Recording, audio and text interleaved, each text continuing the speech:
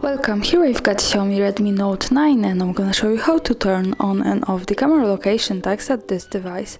So at first we have to tap on the camera button here to open it, and as you can see, for now we are in the standard photo mode.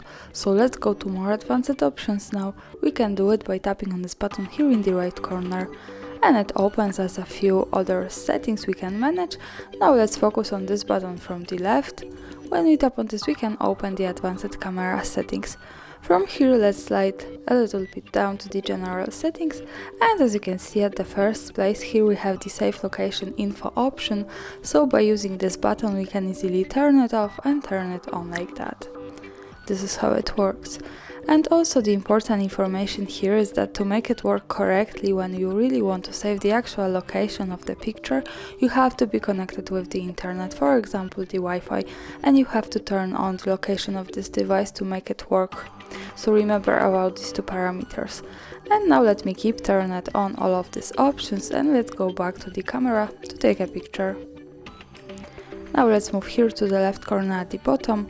When we tap on this, we get quick access to the gallery, so this is our picture. Now let's tap on the center like that. As you can see here we have options of the gallery, and let's move here to the right corner at the bottom.